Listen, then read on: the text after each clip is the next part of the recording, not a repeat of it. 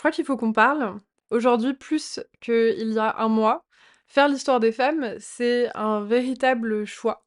Et c'est en train de devenir un choix politique, alors que je n'avais pas envie de politiser ce compte quand je l'ai créé il y a 2 ans. C'est assez rapidement que l'idée de faire, des vidéos qui présentaient des portraits de femmes est venue. Ça s'est imposé à moi, c'était une idée qui faisait totalement sens avec qui j'étais. Ça faisait sens avec qui j'avais toujours été même, puisque très jeune, j'ai été très intéressée, j'ai été même fascinée par certaines femmes de l'histoire. Si vous me connaissez bien, je vais rien vous apprendre, j'ai été fascinée par Sissi l'impératrice. Mais bien avant ça, il y avait une collection de livres qui d'ailleurs sont juste au-dessus de ma tête, je vous les montrerai, qui me passionnait, qui s'appelait Mon Histoire. C'était publié chez Gallimard Jeunesse et c'était des très, très beaux livres avec des belles couleurs, des belles couvertures. Ça présentait, en tout cas ça se présentait comme étant, des journaux intimes de personnalités féminines de l'histoire, réelles ou fictives. Donc parfois c'était une femme qui était inventée pour, faire ce livre parce elle aurait vécu à travers d'une grande période historique, très intéressante. Ou alors c'était une femme, totalement réelle, à qui on allait, prêter des propos dans un faux journal intime pour par prétexte pour parler d'elle. Donc là, ça pouvait être bien sûr, il y en a un sur Sissi, mais c'était aussi Marie-Antoinette, Marie Stuart, Catherine de Médicis et j'en passe. Cette collection de livres, je ne sais pas pourquoi elle m'a attirée, je vous parle de ça, je devais être en primaire. Est-ce que c'était parce que les livres étaient très beaux, étaient très colorés? Est-ce que c'était parce que, j'avais envie de lire des histoires de princesses? Ou tout simplement parce que j'aimais l'histoire et que ça, c'est une vérité, inconditionnelle dans ma vie, c'est que j'ai toujours aimé l'histoire, j'ai toujours demandé à mes parents de m'offrir des livres d'histoire et j'en ai toujours beaucoup consommé. Bien avant de me rendre compte de tous les concepts qui aujourd'hui m'animent quand je parle d'histoire, qui vont être ceux, de l'historiographie, de me renseigner sur comment une femme ou comment un sujet a été traité, vu et parfois perverti par l'histoire. Et puis bien sûr, il y a la question de l'invisibilisation des femmes, la question du patriarcat, la question du pouvoir, enfin bon bref, il y a plein de concepts comme ça, que moi je n'avais pas du tout à cet âge-là, et qui m'a permis, je pense, de construire mon goût pour les femmes de l'histoire, d'une manière très pure, je crois. C'est tout à fait, débattable et on peut totalement remettre cette idée-là en question, mais je pense sincèrement que ma passion qui aujourd'hui, se politise malgré moi, encore une fois, parce que je n'avais pas envie de me retrouver à faire des messages politiques, c'est pas forcément, ma destinée dans la vie. Ou peut-être pas, qui sait, hein, on sait jamais. Ça se trouve dans 10 ans, je regarderai cette vidéo et je me dirai que, eh bah si, c'était pour ça que j'étais faite. Mais en réalité, aujourd'hui, on est lundi 27 janvier, c'est l'anniversaire de la libération des camps. J'étais en pyjama dans mon lit et je repensais à ma journée, je repensais à toutes les discussions que j'ai pu avoir, et notamment des discussions avec des femmes que j'ai eues dernièrement, et puis à tout ce qui se passe dans le monde. Alors évidemment, aujourd'hui, c'est plus possible pour moi de vous dire que ma ligne éditoriale n'a rien de politique, qu'il n'y a pas de revendication derrière, qu'il n'y a pas, ne serait-ce que la plus petite, idée, derrière tout ça. On imagine que faire l'histoire des femmes, c'est faire de la mauvaise histoire. C'est parce que on va penser que tout de suite, c'est une histoire féministe. Et faire une histoire féministe, c'est pas forcément productif. Déjà parce que réécrire l'histoire, à l'aune, d'un mouvement, ça nous permet pas forcément d'avancer. Ça nous permet pas forcément de bien comprendre pourquoi on en est là et peut-être comment est-ce qu'on peut avancer. Et moi, ce qui m'a intéressée, c'était pas de vous présenter des figures d'une manière différente de ce qui m'a semblé être une forme de vérité historique. Probablement, plus d'une fois, j'ai dû faire des approximations ou peut-être exagérer certains traits, aussi parce que c'est le jeu des algorithmes et que parfois il faut trouver une bonne accroche pour essayer de retenir l'attention et qu'on a très, très peu de temps pour le faire et que ça a tendance à favoriser la caricature. Je pense que c'est aussi pour ça que le podcast a pris sa place, même si c'est pas mon exercice préféré, je préfère largement filmer. Ça m'a permis de donner la place à du contenu plus long et du coup à la nuance et du coup à des femmes différentes de ce que je peux faire en vidéo et surtout aux femmes qui font l'histoire puisque, je le dirai jamais assez, moi je ne suis pas historienne. J'ai une formation en histoire, une licence en l'occurrence, mais je n'ai pas poursuivi, j'ai fait autre chose après en master, je fais de la com en l'occurrence. Moi, si je n'ai pas continué, c'est parce que j'avais envie de partager ce que les gens trouvent, ce que les gens font, plus que d'y participer directement. Ce soir, j'étais dans mon lit et je repensais à un épisode du podcast que j'ai enregistré ce matin avec 2 femmes philosophes, sur la question de ce que la philosophie doit aux femmes. C'est d'ailleurs le nom de leur livre, si vous le cherchez, aux éditions Robert Laffont. Et de là est née une discussion assez passionnante avec ces 2 femmes, où on était toutes d'une génération différente et où on a toutes pu parler de notre expérience par rapport à MeToo, à Balance ton porc et bien sûr à ce qui se passe, aujourd'hui. Je vais penser à Trump et Elon Musk, à tout ce qui se passe avec les réseaux sociaux Meta et avec leurs nouvelles conditions d'utilisation. Je pense aussi à l'Iran, à l'Afghanistan. Je pense en fait à ce recul terrible des droits des femmes un peu partout, aussi des droits à l'avortement, enfin bon, je vais pas me lancer dans cette liste parce qu'elle est déprimante et que dans le fond, je pense que si vous écoutez cette vidéo, c'est déjà que vous la connaissez et qu'on est à peu près tous face à une réalité terrifiante.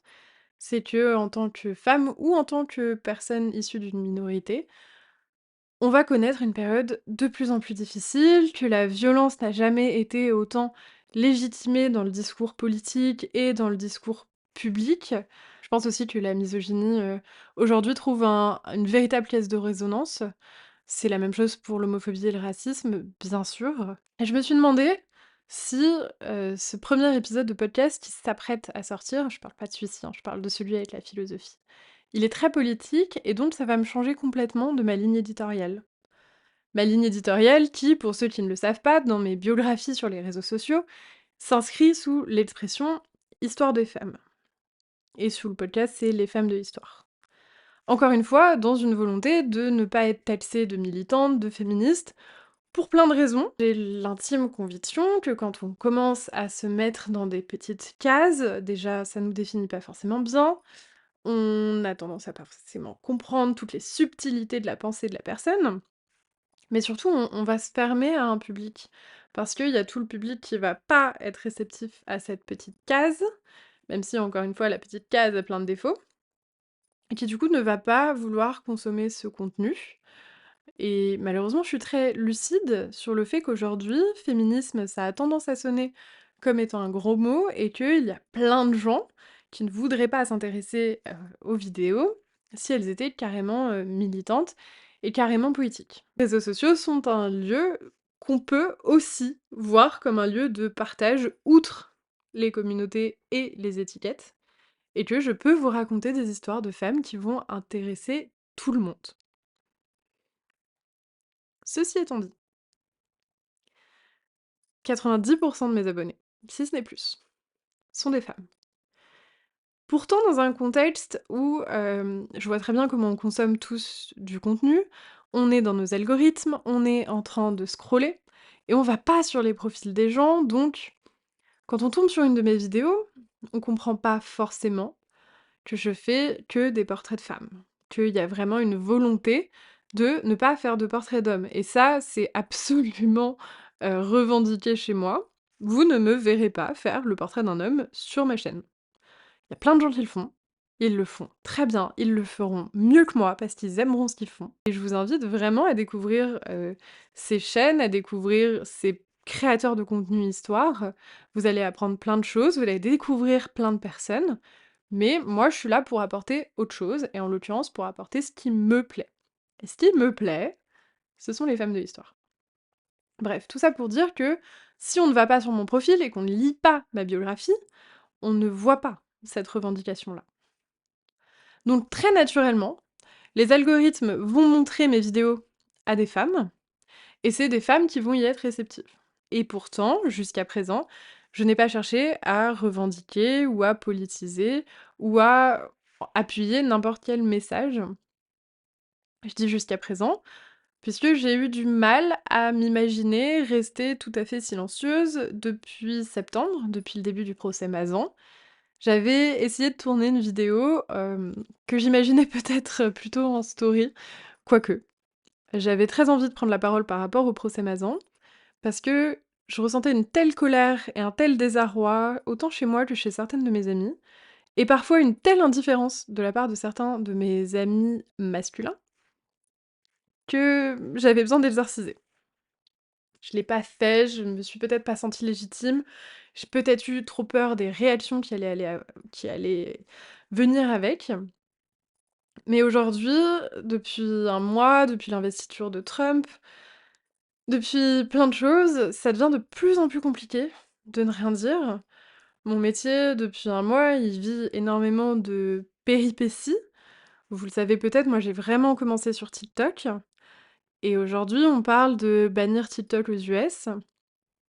Évidemment, on se pose la question, quand on vit grâce à TikTok, de est-ce que ça peut m'arriver? Est-ce que demain matin, TikTok peut arrêter d'exister? Est-ce que demain matin, TikTok va appartenir à Elon Musk? Quand Elon Musk a racheté Twitter, j'ai tout de suite décidé de supprimer mon compte. C'était une décision très facile parce que je n'utilisais pas Twitter. Donc bon, c'est pas pour jeter la pierre à ceux qui l'ont pas encore fait, voilà, c'est tout simplement pour dire que c'était pas, un grand sacrifice de ma part. La preuve en est, depuis toutes les déclarations, de Musk et de Zuckerberg, et en l'occurrence, c'est, Mark qui nous intéresse le plus ici puisqu'il est question de Meta, j'ai pas supprimé mon compte Instagram. Et pourtant, je vous assure que les nouvelles consignes communautaires me rendent folle. Hem, qu'on puisse traiter des homosexuels de malades mentaux, qu'on puisse traiter les femmes de propriétés, c'est absolument abject. Pourtant, je suis encore sur Instagram. Je suis absolument et intimement convaincue que ce qui se passe aux États-Unis a toujours, finit toujours par avoir une conséquence directement chez nous. C'est une façon un petit peu, parfois de voir dans notre futur, que de regarder ce qui se passe aux États-Unis, parce qu'il faut à un moment aussi être honnête, oui, ils ont une incidence sur le monde entier. Et quand ils contrôlent un outil aussi puissant que les réseaux sociaux et que les algorithmes des réseaux sociaux, se posent beaucoup de questions. Se posent beaucoup de questions éthiques, et particulièrement quand on vit grâce aux réseaux sociaux, faut faire un choix, il faut faire un choix de valeurs. J'ai fait le mien, je pense, avec une certaine gêne, puisque sinon je serais pas en train de me justifier. Je me suis sincèrement demandé comment je pouvais rester sur ces plateformes tout en ayant les valeurs que j'ai, tout en prônant sincèrement des messages d'égalité et des messages de lutte pour les minorités. Je vous assure, si ça vous semble compliqué mon fil de pensée, c'est parce que c'est compliqué dans ma tête et c'est désespérant de voir que ça ne va pas aller en s'améliorant. On va rentrer, et on est déjà rentré dans une ère où les droits des femmes, les droits des minorités en général, ne vont faire que reculer. Et le discours qui va viser ces minorités et qui va viser les femmes ne va faire que gagner en audience. Alors aujourd'hui, plus que jamais, je pense que c'est important que je lâche pas l'affaire et que peut-être même je renforce encore plus mon message derrière mes vidéos et que je vous explique encore plus ce que je peux trouver dans les livres sur les erreurs historiographiques flagrantes, comme par exemple, quand un historien ou un archéologue va trouver une tombe avec plein de chevaux et plein d'épées, et qu'on décide donc que le squelette qui est entouré de ses épées et de ses chevaux est un guerrier, que finalement c'est une femme, donc du coup, bah ça peut pas être une guerrière. Tout ça c'est une histoire vraie, c'est ce qui s'est passé dans le complexe de Birka. Il y en a tellement d'autres, des exemples comme ça. Et peut-être que c'est aussi par là que mes vidéos doivent s'exprimer, que peut-être je dois un petit peu plus insister sur l'historiographie de l'histoire des femmes, parce qu'aujourd'hui, plus que jamais, je crois qu'il va falloir lutter contre des messages extrêmement violents qui vont être martelés, qu'il va falloir rappeler que même quand on essaye à tout prix de restreindre les droits des femmes et des minorités, on trouve toujours une manière de se faire entendre, une manière de marquer l'histoire, même quand on essaye d'invisibiliser et d'effacer volontairement le travail de certains, de certaines, ça marche pas. Et je pense que ça marche pas aussi parce qu'il y a des historiens, des historiennes, des écrivaines, des autrices, des chercheurs formidables et où derrière, j'espère pouvoir vous partager un petit peu de ce qu'ils trouvent, de ce qu'ils découvrent et de toutes leurs thèses. Je ne veux pas vous proposer une histoire idéologique. Je veux simplement vous proposer des histoires de femmes, des histoires de thématiques féminines, à l'aune de livres que je peux lire, à l'aune de rencontres que je peux faire avec des personnes qui travaillent sur du matériel historique, pour vous proposer une vérité. Si vous me suivez depuis longtemps, vous savez que je suis absolument fan de Michel Perrault, qui est une très grande historienne et qui a vraiment permis à l'histoire des femmes en tant que discipline de trouver sa place en France. Elle a écrit de nombreux ouvrages, je vous les conseille tous. Il y en a notamment un qui s'appelle Mon histoire des femmes et qui a été pour moi, il y a 3 ans, une révélation. Mais elle en a aussi écrit un en 2023 qui s'appelle Le temps des féminismes, et dans lequel il y a une phrase que je vais vous écrire et où elle parle de l'histoire des femmes comme étant une revendication de vérité. C'est l'expression qu'elle utilise, et elle met bien en valeur le fait que ce n'est pas une lubie féministe, c'est sincèrement une volonté de retrouver un équilibre dans l'histoire. Le fait que les femmes n'ont pas forcément eu la même agentivité à toutes les périodes et dans tous les lieux en même temps, c'est un fait. Et c'est là aussi que c'est très intéressant et c'est là aussi que ça devient très puissant. L'invisibilisation, c'est aussi parce qu'on ne leur laissait pas de place. Et de s'interroger sur pourquoi on leur laisse pas de place. Et comment on a fait pour pas leur laisser de place. Et comment elles ont pu trouver quand même des espaces pour se développer au sein de ces restrictions. Je pense qu'aujourd'hui, plus que jamais, ça va vraiment être l'expression de cette vidéo, aujourd'hui, plus que jamais, c'est important de s'interroger sur ces mécanismes-là, sur comment est-ce que petit à petit on exclut une partie de la population du pouvoir, on exclut une partie de la population de la pensée. Quels sont les mécanismes en place? Quelles sont les rhétoriques qui vont être utilisées? Grosso modo, c'est un petit peu comme vous dire qu'aujourd'hui il faut connaître l'histoire pour reconnaître le fascisme et pour se rendre compte de ce qui se passe dans le monde.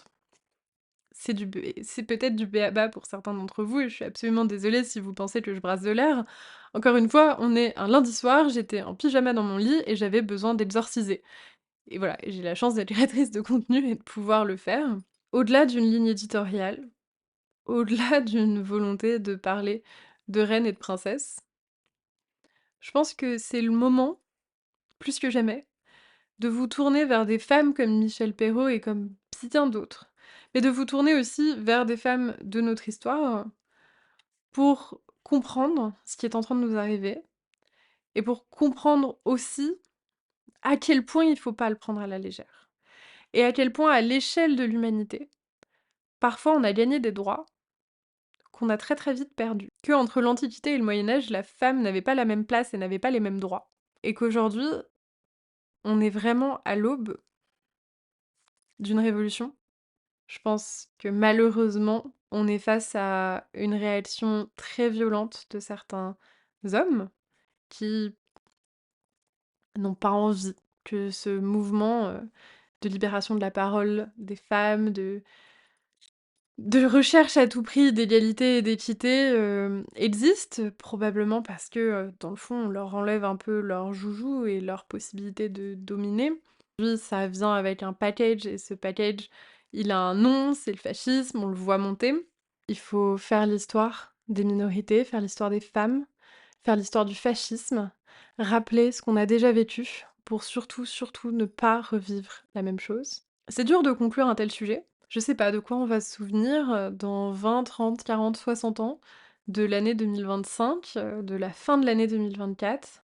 Je pense qu'on se souviendra que c'était une période très instable, une période super flippante, mais j'espère qu'on se souviendra aussi qu'il y a eu plein de voix qui se sont élevées et qui ont essayé de pas laisser la misogynie, la haine, le fascisme prendre leur place dans le monde.